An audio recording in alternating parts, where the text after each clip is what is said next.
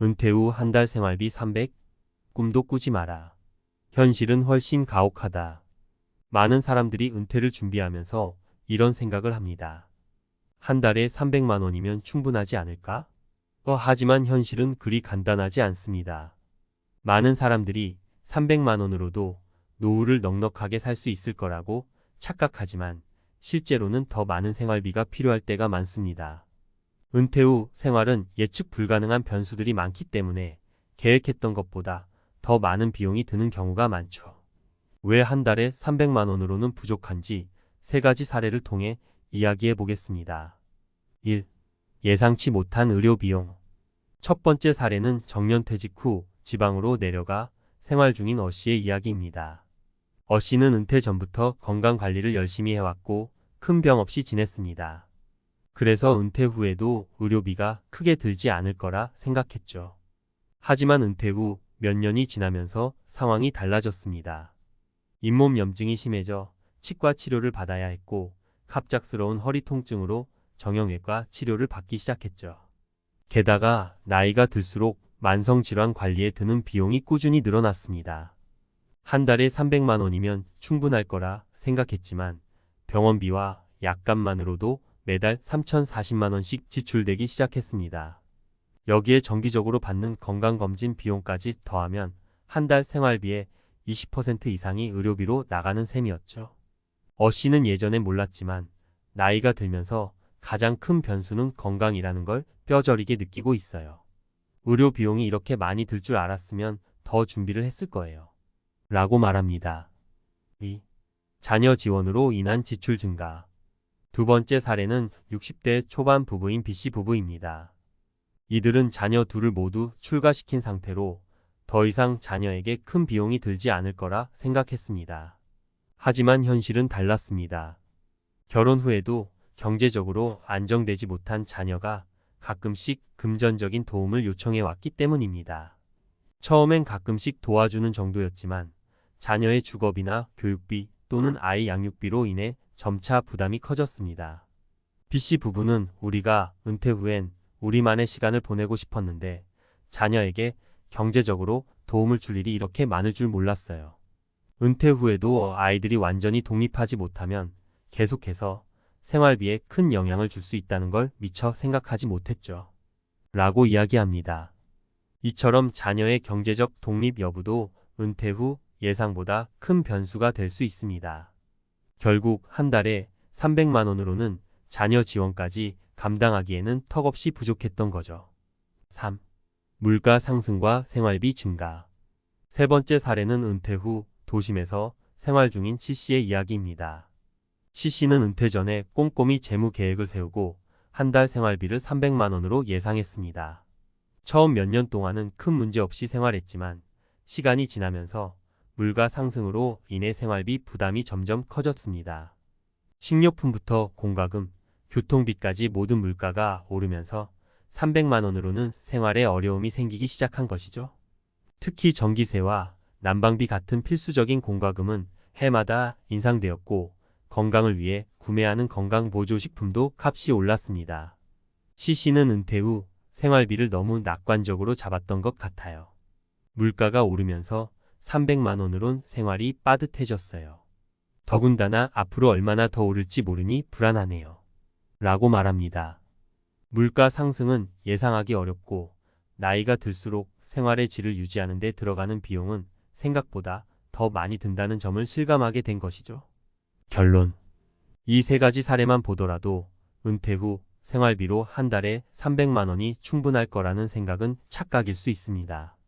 은퇴 후에는 예측하지 못한 변수들이 발생할 수 있고 특히 건강 문제나 자녀 지원, 물가 상승과 같은 요소들이 생활비에 큰 영향을 미칠 수 있습니다.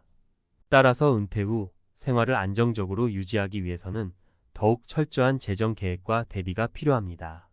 300만 원으로 충분할 거라 단순히 생각하기보다 예상치 못한 상황에 대비해 여유 자금을 마련해 두는 것이 중요합니다.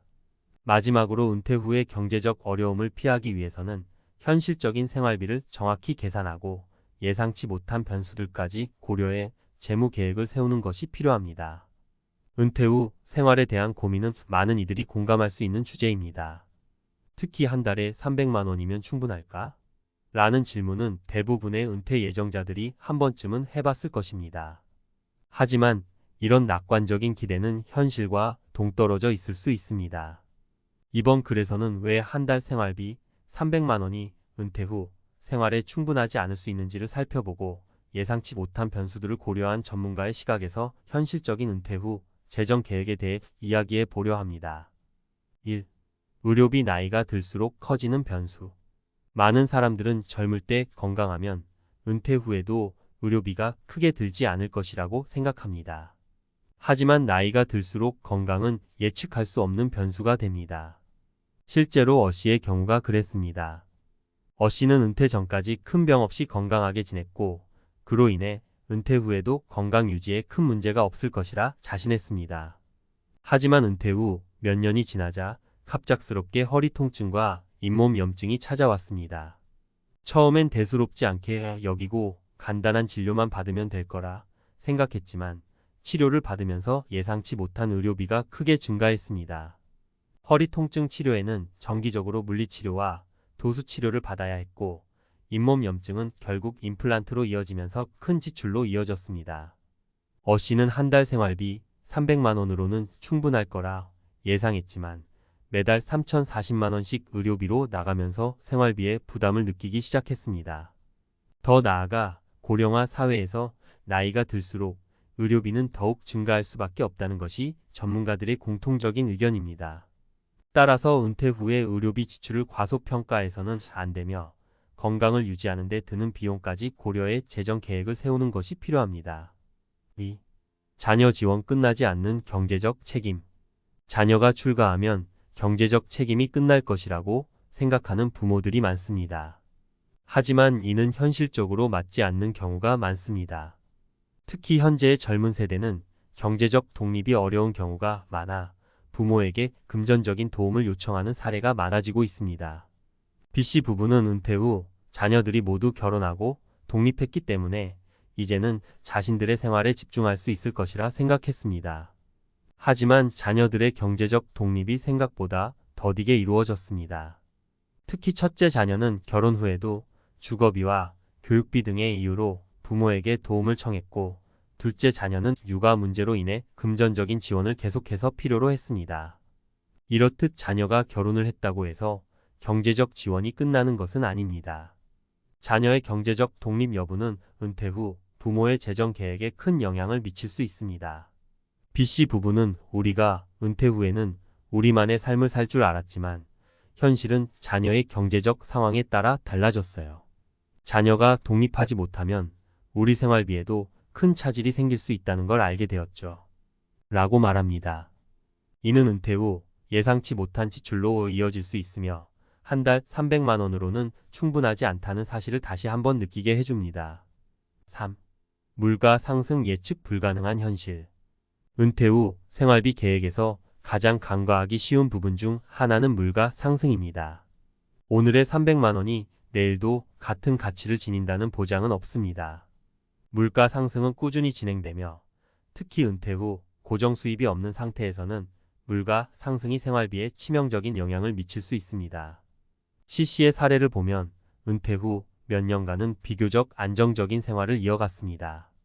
하지만 시간이 지나면서 물가가 오르고 필수적인 생활비가 점차 증가하면서 한 달 300만 원으로는 점점 부족함을 느끼기 시작했습니다.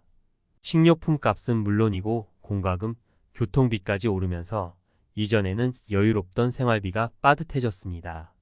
특히 겨울철 난방비나 여름철 전기세 같은 필수 지출 항목들이 크게 증가해 생활비 계획에 큰 차질이 생겼습니다. 전문가들은 물가 상승은 예측하기 어려운 변수이기 때문에 생활비 계획을 세울 때 항상 여유 자금을 확보해 두는 것이 필요하다고 조언합니다. C씨는 물가 상승이 이렇게 빠를 줄은 몰랐어요. 300만 원으로는 더 이상 넉넉한 생활을 할 수 없다는 걸 깨닫고 계획을 다시 세워야 했죠. 라고 말하며 은퇴 후 생활비 계획의 중요성을 강조했습니다. 전문가의 조언 현실적인 은퇴 후 재정 계획 세우기. 위의 세 가지 사례를 통해 우리는 은퇴 후 한 달 생활비 300만 원이 충분하지 않을 수 있다는 사실을 확인했습니다. 그렇다면 은퇴 후 재정 계획을 세울 때 무엇을 고려해야 할까요? 첫째, 의료비는 반드시 예상보다 더 많이 책정해야 합니다. 나이가 들수록 건강 관리에 들어가는 비용은 기하급수적으로 늘어날 수 있습니다. 특히 만성질환이나 돌발적인 건강 문제로 인해 발생할 수 있는 의료 비용을 충분히 대비해 두는 것이 중요합니다. 은퇴 후에는 의료비가 생활비에서 차지하는 비중이 점차 커지기 때문에 이를 과소평가하면 안 됩니다. 둘째, 자녀의 경제적 독립 여부를 현실적으로 고려해야 합니다. 자녀가 결혼했다고 해서 모든 경제적 지원이 끝나는 것은 아닙니다. 자녀의 경제적 상황에 따라 부모에게 다시 의지하는 경우가 많기 때문에 이를 미리 예상하고 재정 계획을 세우는 것이 필요합니다. 셋째, 물가 상승에 대비해 여유 자금을 확보해 두는 것이 중요합니다. 은퇴 후에는 고정적인 수입이 줄어들기 때문에 물가 상승으로 인해 생활비가 점차 부족해질 수 있습니다. 따라서 물가 변동에 대응할 수 있는 재정적 완충 장치를 마련해 두는 것이 필수적입니다. 결론적으로 은퇴 후 생활을 안정적으로 유지하기 위해서는 한 달에 300만 원이 아닌 더 여유 있는 재정 계획이 필요합니다. 예상치 못한 변수들에 대비해 적절한 준비를 하고 실질적인 은퇴 후 생활비를 정확히 계산하는 것이 중요합니다. 이 글을 통해 은퇴 후 생활비 계획을 세울 때 더 신중하게 접근해야 한다는 점을 다시 한번 강조하고 싶습니다.